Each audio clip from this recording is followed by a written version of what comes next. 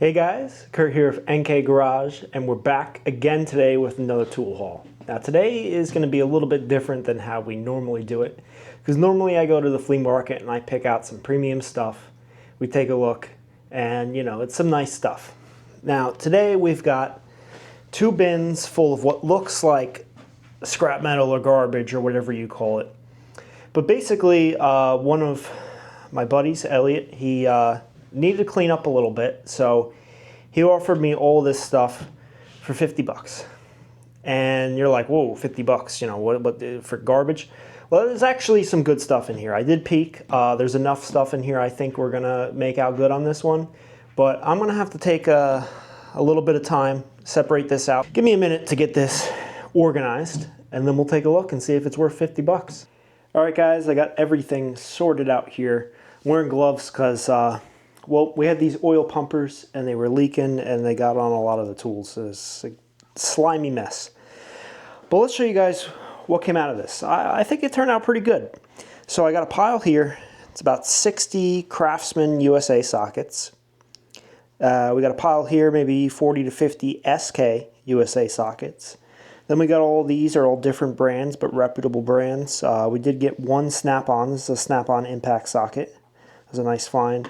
This big one here is a Sunex impact socket. You know, Sunex is a Taiwan made, but it's a 36 millimeter for 1/2" drive. That's a good socket. You know, those aren't cheap.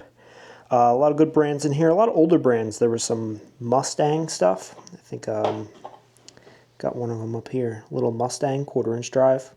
There's a bunch of those. There was this 3/8 drive one, which is an 8-point.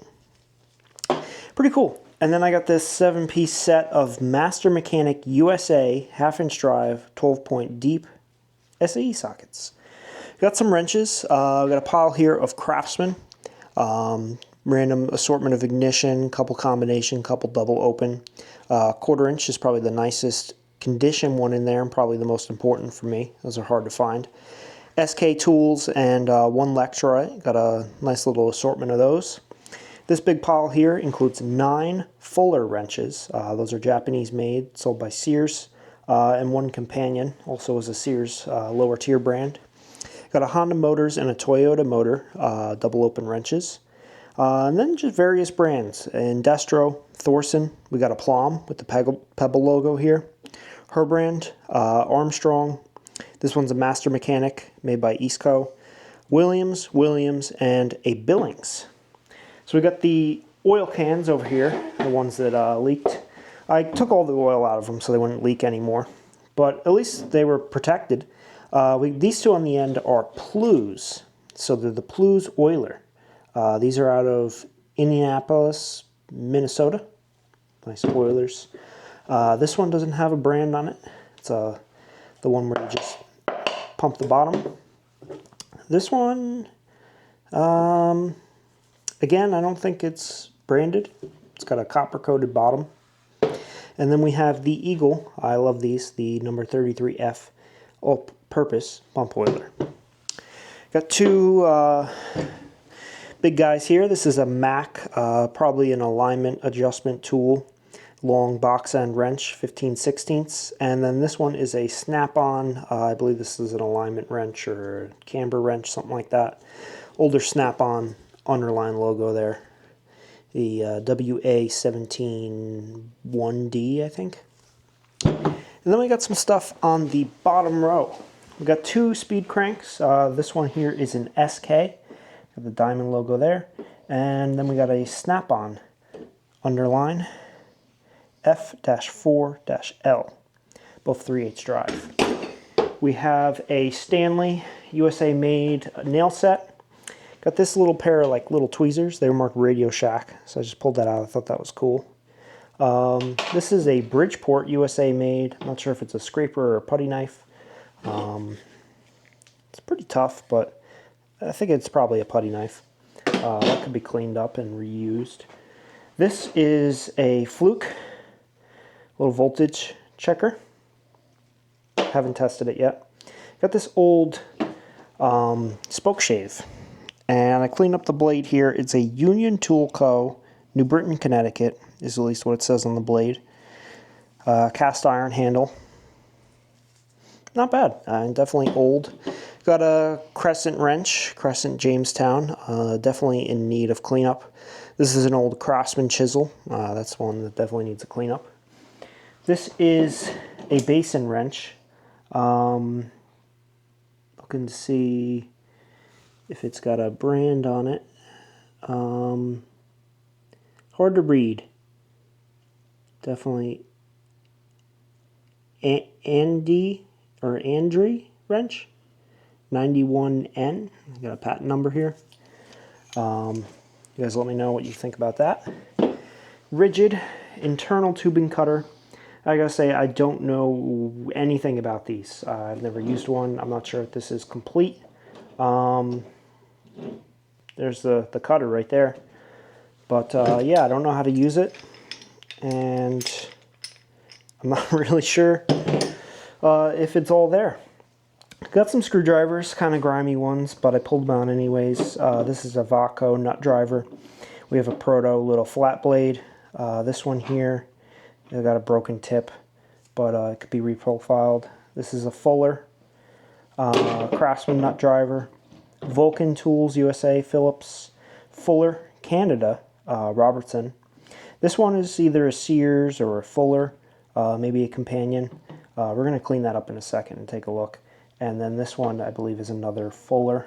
It's got the BF logo on it, made in Japan. And then two clamps. We got the Brinken Cotton 3-inch and a Jorgensen 5-inch. So now we'll take a look and see what I considered the undesirables. Some of the stuff in here is just pretty basic. You know, like this is a great neck utility knife, but it's not something that, you know, has any real value. I mean, you could give it to somebody, you could clean it up, definitely could be used. There's two of these in here. They're still usable. They're just, you know, they're a dime a dozen. A lot of Taiwan sockets, Taiwan wrenches, some stuff that it was either damaged, power built, still on the sticker here, lifetime warranty. And then this is the garbage, actually less than I thought. A lot of old hardware, junk, you know, stuff like this, you know, a lot of garbage, scrap metal. Old spark plug, wouldn't trust that anymore. So yeah, let's take that screwdriver of ours. I'm going to show you guys a very quick way to clean these up. Now this is known as the mange, and this is what happens to the acetate handles when they're around moisture and time. So I'm going to show you the fastest way to clean this stuff off. It's not the preferred method, but somebody asked me the other day, how do you get this stuff off? And there are lots of videos on YouTube. A lot of guys have done a lot of studies on this. Magdad 357 has done tons of stuff on this. Dipping it in acetone, brushing it with a plastic brush. I'm going to show you the 5-minute trick. So here we have our wire wheel. Our wire wheel is on a motor that spins at a RPM of 1725, so it's a low speed. If you're using a higher speed one, maybe try a fine brush. But the trick to this is you just barely want to touch it to the plastic. You don't want it to heat up and start to melt. You don't want to scratch it and leave damages. But if you just barely touch it, this stuff will flake right off.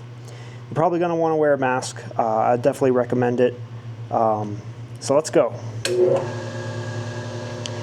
As you can see, you just lightly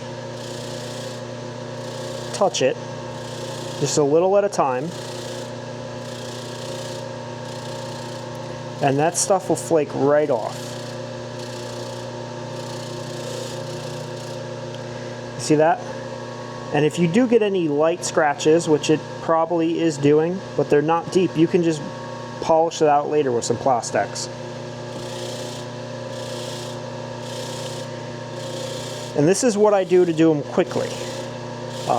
In this case, I don't want to sit here for a long time playing around with a wire plastic brush,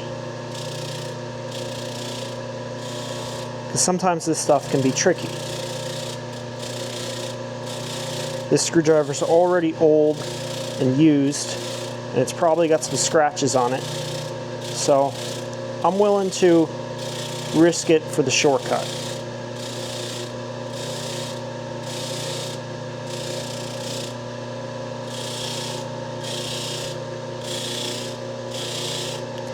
I have done this many times on many screwdrivers, and the time savings to me is worth it. Like I said, you just want to go very lightly, a little at a time. So as you can see, we're already getting a lot done here. I'm going to go ahead and do the rest off camera. I'll clean up the shaft as well, and then we'll do a reveal.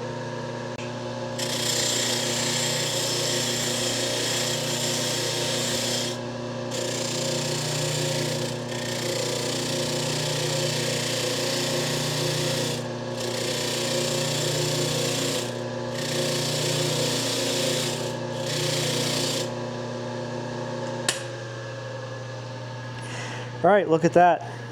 Who knew that this screwdriver actually looks so nice underneath all that?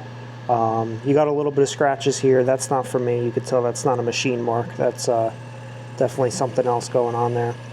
But yeah, it looks like this thing is almost new old stock. It's like this thing started to turn in its early years and everybody was afraid to touch it except for me. So I'm the lucky winner here.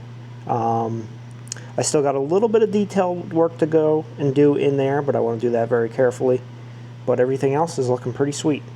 Well, there it is in the light, guys. She's been saved. Now, there's really nothing you can do to prevent it. You know, if you have a moist basement or garage or toolbox, this is going to happen again. And there is pretty much nothing you can do about the smell. But that took me 5 minutes. Like I said, I've done this a lot before, so you might want to take your time and just go slow. But, you know, even the red was saved. There's no deep scratches or melting going on here. You know, we're talking microscopic scratches in there.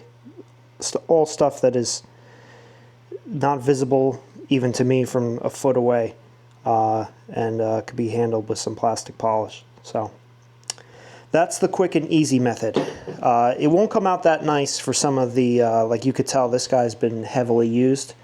He's still going to be dirty under there. You know, we've got lost paint up here. We've got, you know, staining in the yellow. So it's not going to be as nice as that. I didn't expect that one to be so clean. But that's the quick method. So just wanted to share that because I got asked about it. So that's it for the haul today. I think we certainly got $50 of value out of here. You could say we got that just out of the oil cans or the Snap-on and Mac tools or even just the sockets alone. So there's a lot of cool projects here that I'll enjoy doing. Not all of them on YouTube, you know, but just for my own spare time. So thank you guys for watching. That's it for today, and we'll see you guys on the next one.